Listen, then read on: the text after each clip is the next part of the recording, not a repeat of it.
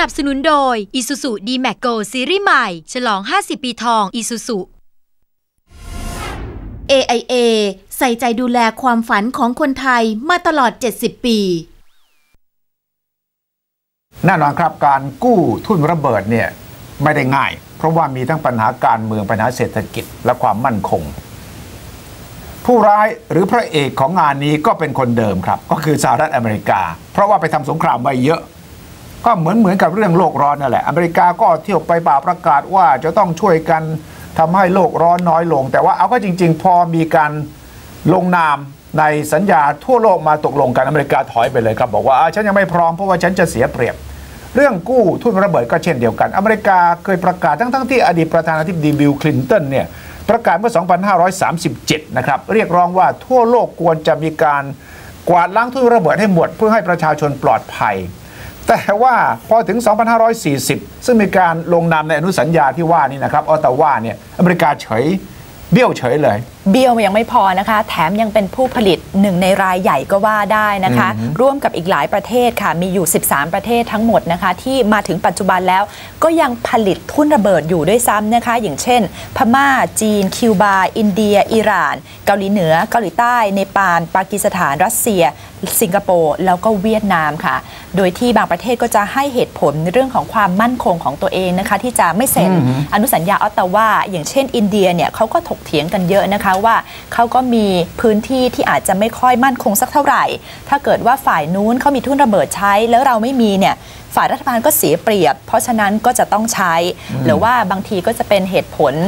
เดิมๆทางการทหารนะคะว่าถ้าเกิดว่าตรงไหนไปฝังทุ่นระเบิดเอาไว้เนี่ยตรงบริเวณนั้นกลับมีความสงบเพราะว่าคนก็จะไม่กล้าข้ามเข้ามาในบริเวณนั้น We need to get beyond the old mentality in my view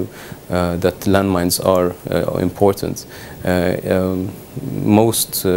military analysts will say that landmines have no more a military utility. And I think you only need to interact with one, not even 2 or 3 or 4 or 5 or 10 or 20. One landmine victim will convince you how terrible this weapon is. The destruction is horrendous, and it affects the innocent, the civilians. It's indiscriminate. It doesn't necessarily, it won't harm a soldier necessarily, it could harm a civilian, and that's why it's an indiscriminate weapon, and it remains in the ground many years after the conflict has ended, which makes it a terrible, terrible weapon. If you consider the amount of money that has gone into manufacturing mines, emplacing mines, demining the mines, rehabilitating victims, it's a human tragedy. It's millions and millions and millions of dollars that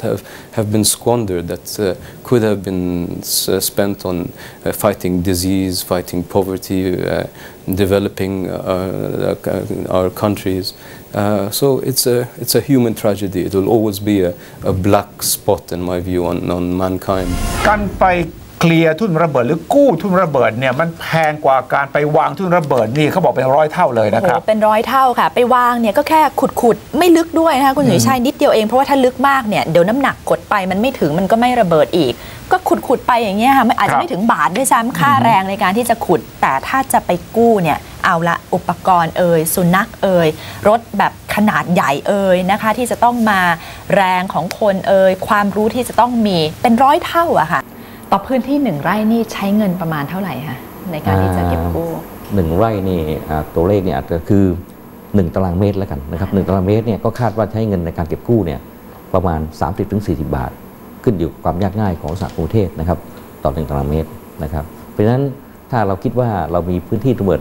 ที่จะเหลืออยู่ประมาณ500 ตารางกิโลเมตรนี่นะครับก็ใช้งบประมาณในการเก็บกู้ทั้งหมดเนี่ยประมาณ 10,000 ล้านบาทนะครับต่อพื้นที่500 ตารางกิโลเมตรที่เหลืออยู่นะครับฉะนั้นไทยเราก็พยายามที่จะ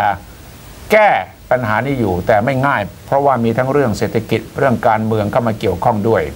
และคนไทยส่วนใหญ่ก็ที่อยู่ในเมืองโดยเฉพาะนะครับถ้าไม่เคยไปชายแดนอย่างที่คุณวีทารัตน์ไปเนี่ยก็จะไม่เชื่อมีอะไรยังมีระเบิดอะไรอยู่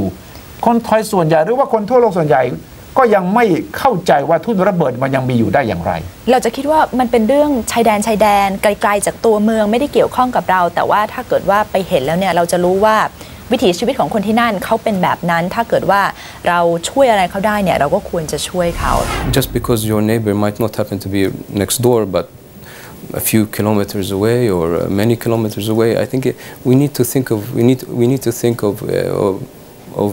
those who are less fortunate than us. We need to think of those who don't have the privileges that we have. We have an obligation to look after all our citizens. How can any ordinary citizens help in this issue, especially those who live in the cities and might feel this is such a faraway issue or topic for them? Well, there are many organizations, NGOs that work in mine action. I'm sure they would appreciate all the support they can get. There are many NGOs, especially that work with victims of landmines, that I'm sure would appreciate financial support. The cost of rehabilitation is quite exorbitant. Also, the cost of prosthesis,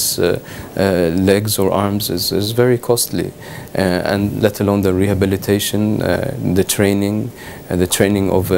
physiotherapists, occupational therapists, vocational trainers. The whole rehabilitation process is very costly and also needs a lot of money. เรื่องนี้เป็นแง่มุมที่แปลกแล้วก็ชีพจรโลกไปเกาะติดเจาะมาให้เพื่อจะให้เกิดความเข้าใจครับว่า